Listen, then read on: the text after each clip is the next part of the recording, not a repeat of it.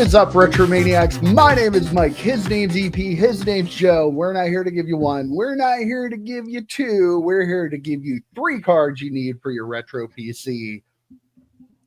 Okay, I admit I'm stealing another one of EP's cards here because I have another Ken Griffey Jr. card. I know I just did one a couple weeks ago, but I just came into possession of this card.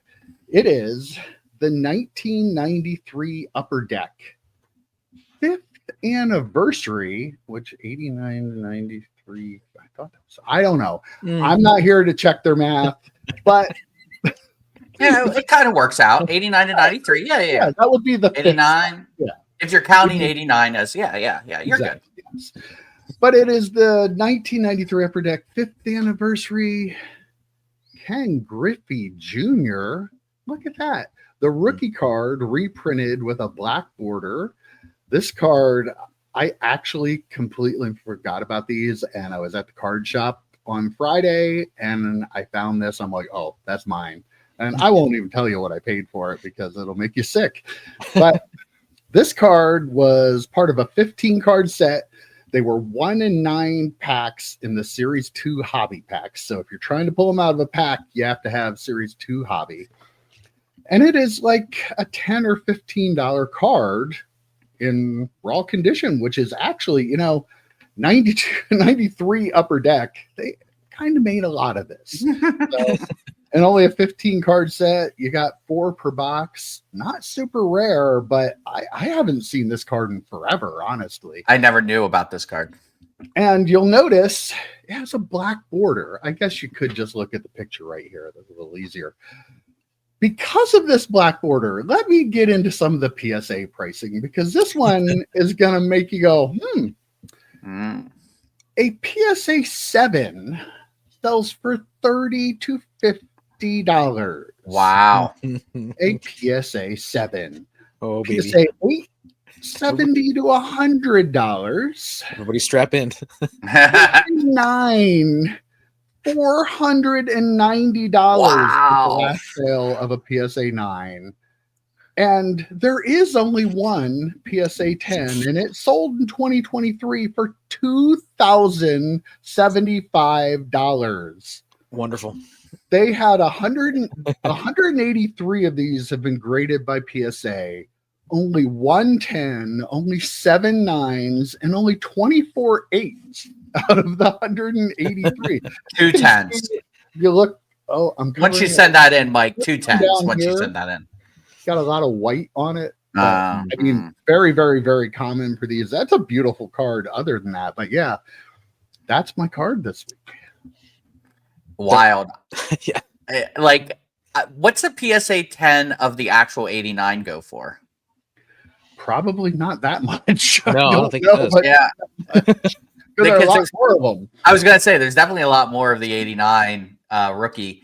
I like that they distinguish it with a black border versus the white border. That way people can't do the skeezy hobby thing that people do and try and pass these off as rookies. No, so good nobody on would do that. No one. Watch the podcast. So anyway, watch any podcast ever. We talk about it. But I like that. It's distinguishable, and it's just Upper Deck printing money off of that same IP. Just bam. We're like, I'm surprised they didn't have a 2-year anniversary, a 3-year anniversary, a 4-year anniversary.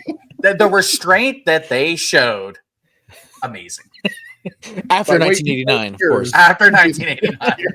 Or whenever they stopped printing those 89 Griffies. I don't think they've stopped yet. That's how Upper Deck's still in business.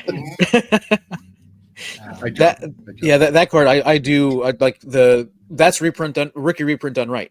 You're changing a very, very important part of it. You're adding foil to the front of it and stuff like that. Like that is how you do a reprint the right way. Also, I've purchased a number of like baseball insert lots and baseball lots from the 1990s, and there's always like a handful of those cards in there, like those that set in there. That card is never ever in there because that is so. I mean, people want that one. Like there's a bunch of other ones in there, of course, but that one's a tough one to get. I paid 50 cents for it. Oh wow, nice. My investment advice is go and buy like 1 million of these and send them at 50 cents. Graded. That's Oh, 50 cents $500,000. apparently. Christ. You're going to get $2,000 when it comes back a 10. So at this point, you have to send it to be graded. I'm sorry, you do. You If have it's coming to. back as $30 at a 7, like you gotta. Yeah, you've got a 50-cent Or you can send- investment in it. Or you can sell that card for $10 that you paid 50 cents for and make Yeah. a lot of money. Boo. Boo. All right, EP, what do you have for us this week?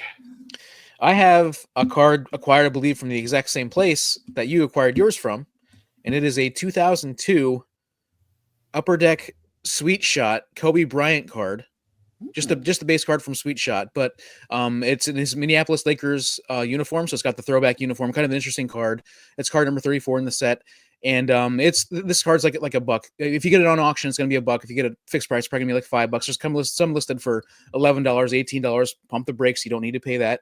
But yeah, it's a cool card. I like the throwback uniform, the look of it. When I first saw it, I was like, wait, is that right? But because I didn't remember the Minneapolis Lakers uniforms, the throwbacks. Yeah. And then, but yeah, I thought it's a cool card with a iconic player in a unique uniform. So very, very cool base It's a card. really, really cool card. Are you going to get that graded? Why is it in a semi-rigid? He always Well, does that. He But- always well, does no, that. I always do, but this card is actually, I was going through some of them, and this one is really, really nice. The corners are all super sharp, and like a graded, like a PSA 9 goes for $50, a 10 is like 150, and this one's probably at least a 9. So yeah, this is Do on it. the, it's in the pile to get graded. $50 9. I'd definitely send it in. Yeah. Yeah, that's I'll for give you sure. the Griffey to send in when you take that order to Game Time. And All right. send them to me because I've got that certificate from PSA I got. And I'll charge you 75 cents on the dollar. It's no worries. I let you uh, promote yourself on this channel all the time. I don't You know can't about just that. throw me a bone here. Come on. My presence on this channel is the bone I'm throwing, which, by the way, as it came out of my mouth, did not sound great. I will say, as you guys are talking about going to, was it Docs? I suspect This is for UConn. UConn. As you guys are describing going to UConn, I'm thinking they both must have watched the Jeff Wilson going through dollar boxes video and learned a little something from our hobby hero, Joe, Jeff Wilson. Cut it. You're going to make We people don't- mad in the comments. That's true. Feisty in the comments. I love throwback cards. I love when players are in throwback uniforms. One of my favorite, yes, I do have a favorite Neil O'Donnell card. He is in those ugly ass Steelers throwback uniforms that they wore in the 93 or bad. 94 season. They were so ugly. They were beautiful. So yes, I love throwback uniform cards because it's unique. You don't see it often. You might see it in a few sets that one year, but for the most part, you won't see it any other time. All right. Wrap us up, Joseph. All right, I got to preface this by saying this is not political. Okay, Oh, God. Here we go. this has no. There is Edit no. this part out. There is no political endorsement of any party or politician as I pull this card up. But as I was looking for another card, I came across this set in my box where I'm going to be putting into pages. I have not gotten around to it yet, and there's a OCD reason why I have not put cards in pages over the winter season. I'm not going to dive into that because it makes me sound crazy.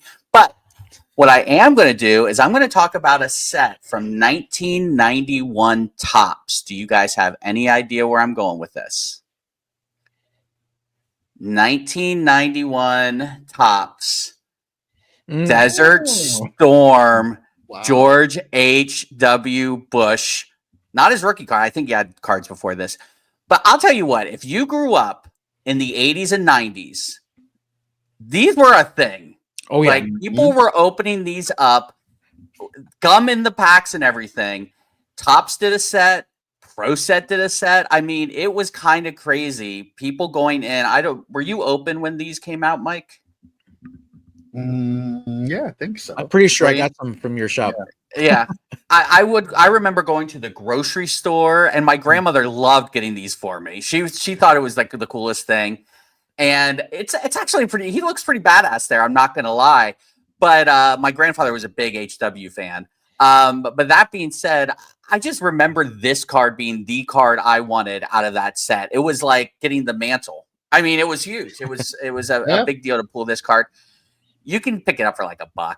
I saw an auction. It was this one and his Pro Set one for like $2 plus shipping. It's not worth that much though. If you do buy it for $1, you could send it and get a 10 and sell it for $100. Ooh, Don't nice. do that. do that. Please, do that. please Get a don't lot do of that. those. Get a lot of Yeah. those. 10,000 of them and send them all to PSA. Yeah, exactly. You can make the investment advice we give on this channel is unbelievable. But yeah, so this card is my card, and it's a ridiculous card, but I love it. It's definitely part of my childhood. If, like I said, if you grew up in that time period, you remember these cards for sure. Yeah, we talk all the time about nostalgia on this channel and about that's what we collect, right? That is the reason why we keep the cards we keep, and that set is just filled with it, in my opinion. When I was going through my stuff and I found my box that had all my Desert Shield stuff in it, I was like, oh, this is so cool. Not that the cards are worth anything or whatever, but just the memories of that time living during that time, and then having those cards and seeing the remembering the names of the people on those cards and seeing all that stuff. The Scud The Scud missile, yeah. Yep. Yeah. So Yeah. Well, I'll abstain because he got us in a war when I was draft eligible. Oh, that's So true. It was a little bit of a scary time in my life. So Ironically, his son got us into a war when I was draft eligible, and I was very nervous about that too. So I hear where you're coming from for sure. all right, guys, those were 3 excellent choices because we give you the best investment advice on this channel. Take all 3 cards that we gave you this week, buy hundreds of them, and send them to PSA to get graded. You'll be making money. I like printing money. We need to sell these picks for $5 a week, right? Like I don't Start understand charging? why Watch we the need to show, charge for yeah. this episode. put it behind a paywall. Yeah. Very good. Yeah, absolutely. I like I mean, that just makes sense to me.